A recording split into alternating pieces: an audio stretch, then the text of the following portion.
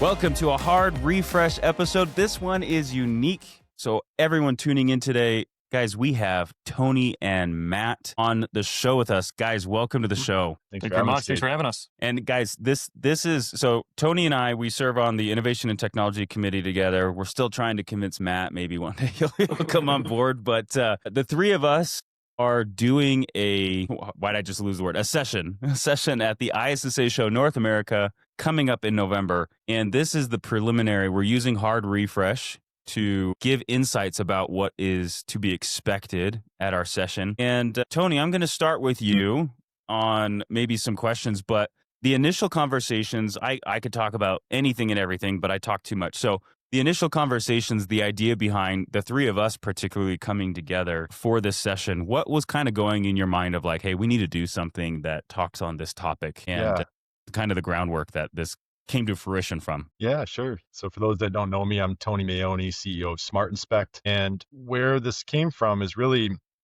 my family's been in the cleaning business for about 50 or so years. And I joined about 20 some years ago. And so I've been to, decades worth of ISSA shows and different conferences. And, as I think back to how software kind of originated, and especially in the quality assurance space of janitorial, I think of these two gentlemen along with myself, who just as sort of the, even before apps were becoming a thing, we were putting technology out there, and I had a lot of respect for what OrangeQC and at the time Cleantelligent was doing. Now Otuvi. I just thought it'd be interesting to have kind of the three of us, and it wasn't just my idea. I think you were always thinking the same thing. Like, what if the three of us just kind of shared some more stories from all the times and all the years of doing this, and sharing ideas of what looks the same as it did when we started this a long time ago. What looks different? What are we thinking about the future? And just thought see what happened. We got all us together in a session and invited people to come to it, and just connected in that way, which we've never really done before. And it's been fun just prepping for it, talking to you guys. I'm learning a lot, and I'm thankful for just even the prep work for it. I'm really excited. It's going to be a lot of fun. It'll be probably maybe not the most, but one of the more unique sessions at this year's show. Between the three of us collectively here in our software companies, over 60 years of software development alone in the cleaning industry. Like that just doesn't happen. Obviously, there's newer technology, new things coming out. And so there's kind of three pillars of what we're coming together on that we've seen trending over time, pros and cons of those things. And so this session's just about like unlocking these secrets, right? Just the experiences that we've had and some crazy stories. Technology has evolved since early 2000s. That's really where this experience is coming together on the topic of AI and what people are just phantomly creating in their mind, that what's possible all of a sudden is kind of crazy, not true, of what people just expect all of a sudden. So our session at ISSA is going to be bringing clarity to that. And it's going to actually start off powerhouse Matt here. He's, give us a brief moment. His topic is kind of more so the all-in-one myth in our experience. But Matt, give us an introduction of what your segment should be expected of. Yeah, definitely. And also chime in, I think the time, this particular moment in time that we're experiencing as an industry, a lot more technology is coming into the workplace. Team members are embracing technologies. So the thing that's been really interesting, speaking with you all and kind of connecting on this panel, is that we all hear similar types of stories and themes from customers and folks that are talking to us. And it's funny how those things repeat and are repeating even louder now. So one of the big topics, and I think it is in part driven by a lot of thoughts on technology, but my session is going to be on this myth of the all-in-one solution. And we oftentimes hear this idea where teams will start talking to us or Caden or Tony, and they kind of have this pie in the sky idea of one magical tool that's just going to solve all their problems. And what really my session is going to be is talking about maybe dispelling part of that myth. There's certain trade-offs to consider. The first being, even if you find some perfect all-in-one software today that does check all your boxes, the caveat to it all is that there's a time component to it. So is it going to solve all your problems forever? And the answer to that almost always is no. And you're going to need to think with a problem-solving mentality as you're growing your business and you're growing your operation, that the tools and systems and processes that you've started with might not get you there to the next level as you continue growing. So you need to be flexible, you need to be adaptable, and continue that problem solving it's not a one and done type of selection that you pick something and you never have to worry about it again. It's something that you're going to constantly be revisiting as your organization grows. And as part of that, we've put together a framework, and this is something that we oftentimes share with a lot of teams that are looking at our software and others, but something that we're basically sharing as part of this panel, a decision-making framework that's going to allow the audience to kind of approach this with clear eyes, with a diligent process, so that they can always grow and iterate on their process, not having something that's one and done, but continuously improve as they're selecting software for years to come.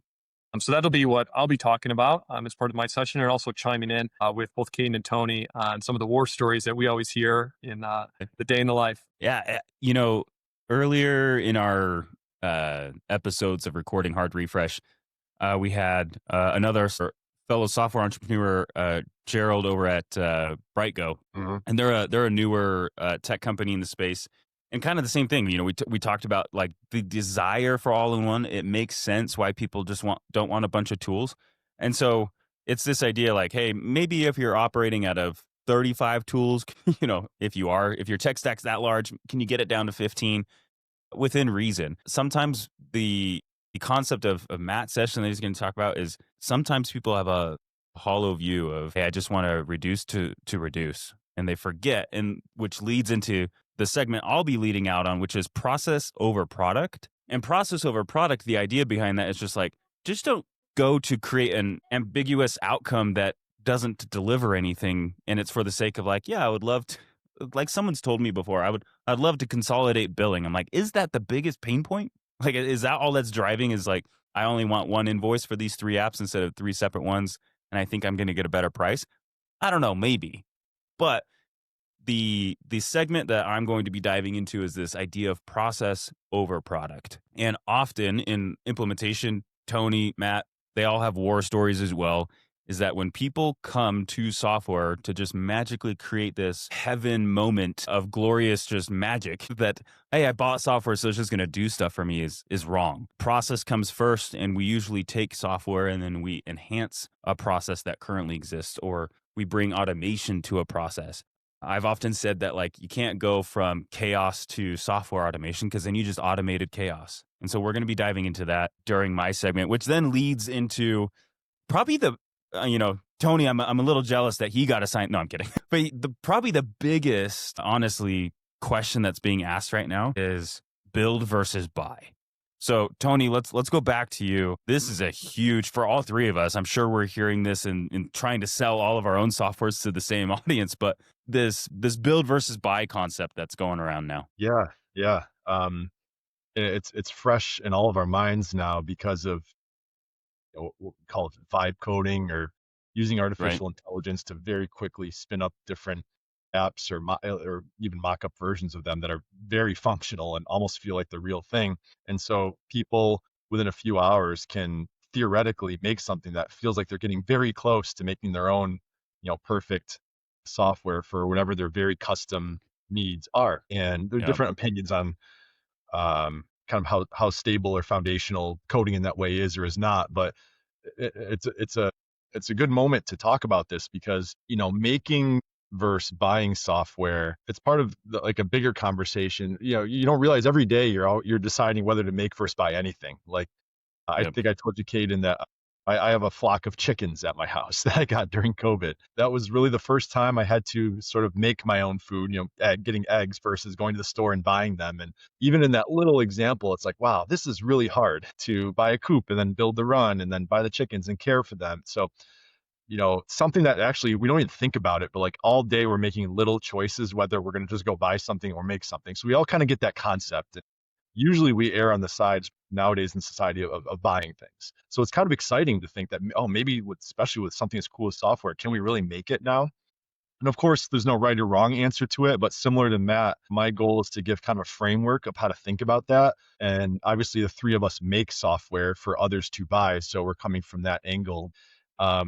What's interesting about our company in particular, we were not originally a software company. My dad started us in 1995 as a consulting company that was doing quality inspections, third-party audits. So really early on, we had to make the choice, were we going to make software to do that easier, or is there something out there we can go buy to help us with this process we were doing as consultants? And my dad, being a very entrepreneurial and kind of creative guy, just decided, hey, let's make something. And so in 2002, that's why we started the way we started. We originally made software just for our own internal use as consultants. And over time, we had to kind of slowly develop also into a software company to support. Obviously, many users use our software now. But going through that journey ourselves and seeing that starting from when I was a teenager all the way now, kind of leading the effort, I've learned a lot, and it's not easy. I think I could probably speak for the two of you as well. It's cost millions and millions of dollars to kind of get to that point of having a great product for others to use and a really structured team and disciplined approach. And so that's kind of what you got to think about in terms of, to really get to kind of a steady state final product. It just takes a lot of time and patience and effort and talent to get you there and investment. And I have seen some BSCs and some in-house programs make great software. It's possible, but it's also really hard and requires a whole kind of culture change and vision and commitment to that vision from the owners of the company all the way down to really get into the software side of business in general. So really interesting topic. I talk for hours about it, and so could you, but just really excited to kind of explore both sides of it and help the audience figure out, all right, is it reasonable, or should I be making software, think about it, or should I not? And what am I gaining or giving up by making either of those choices? Yeah, it's super important questions. And every single pillar of the discussion that the three of us are bringing all feed into each other because, there might be some things of, it's not an all-in-one, but I got 5 tools and one of them is a custom tool, but the other 4 I integrate that I bought, so there isn't going to be this one path that we'll eventually discuss. To kind of go with the chicken coop story, I'll lean into this one, Tony. I'm sure it was a lot more expensive than just buying store eggs to build a chicken coop. But that's more than $3 or I guess $7 now for a dozen eggs. There was quite the investment up front, and maybe, in the long term, it pays off. And maybe it's just a preference. You want your own homebred organic eggs. Software's the same way. Software's the same as eggs and chickens. It's a chicken. And I think to your point, Caden, there is a lot of overlap between our sessions, and because a lot of the stories have similar themes, behind them. And, the idea of especially AI and AI tools, it plays into this whole story of the all-in-one, and just as it does to the build versus buy discussion, it ties in with, yourself, Caden, with the process before product. If you have a process that's chaotic, vibe coding an AI tool that's custom, it's not gonna solve the underlying case. It's not gonna go back to the root cause of needing to have a solid process that your team is going to embrace. And so I love how our sessions piggyback off of one another, and I think are going to build into something that the audience is going to take away with some really valuable insights. 100%. Either of you have a story where you tried to implement software within your own company as an internal tool where you were not ready, like you were in chaos and it did not help? I have a ton of stories like that, but I'd love to hear kind of a real story from one of you on that. So ours was related to research. And this is a prime example. Have you guys heard of Qualtrics? So right next door, up the road from us, founded same year as O2V, and obviously, way more successful. But Ryan Smith, when he sold Qualtrics, he sold it for $8 billion. So yeah, different, we're not quite there, but the idea of this high-end survey software, guys, we have Google survey forms, survey software in this day and age of forms. It was so expensive to buy their product. Like we're talking $11,000 a year. Mm-hmm. This was several years ago for us, but we wanted to dive into like the whole customer experience and experience management, right? Ryan Smith, he created the XM category of business, which is like this idea of experience management, and we were not ready for it. Like, it was a waste of our money. We were way too small in comparison to and they have small customers, but the brands that they gloat, Delta and all the Utah Jazz, whatever it is, massive organizations. And again, they have small business plans, but this idea of capturing thousands of employees and thousands upon thousands of people in airports and experiences and having all this data run into, we were not there. So after our first year, we ended up canceling, and that was we did not define the process before the product, and Yep. we fell into a trap of just shiny features. Yeah, I think that's a story, as old as time, something that we Yeah. always take to heart. And I think is going to be a topic, during our panel. But this idea of, define, refine, then automate, then delegate. And that delegate step could be to a person or it could be to a software. But all those Yeah. other steps need to happen ahead of time. We need to actually define the process, what the problem is. Maybe there are a lot of tweaks that could happen to it and improvements to it. Taking a fresh look at it, so we're not just repeating mistakes of the past. And that automate Right. and then finally the delegate step, it really fits, I think, well into this whole idea of process and things that building service contractors and facility teams can be thinking about as they're trying to level up their operations and their organizations. 100%. It's gonna be a fun session. We could probably host a 3-day seminar workshop that's true. on these events. ISSA, we're for all hired next. No, I'm kidding. Yeah, to tack on a few more days to the very end. We'll be there. Right. Yeah, they're all week. But guys, thanks for joining Hard Refresh today. And as our listeners, as you're starting to plan to come to the show, obviously the Innovation and Technology Committee is doing a couple other things. Tony and Ryan Farrens are leading out with a few of us facilitators during a CLX event. We have an AI rapid fire session. It's not called that, but go to the show schedule on ISSA's website, look up the sessions. This particular session with the three of us unlocking these tech secrets is happening on Monday, 1:45, 1:30, somewhere in there. Something like that. Look on the schedule. Make sure to add it to your show planner because it's definitely one you won't want to miss. And that's a wrap on today's episode.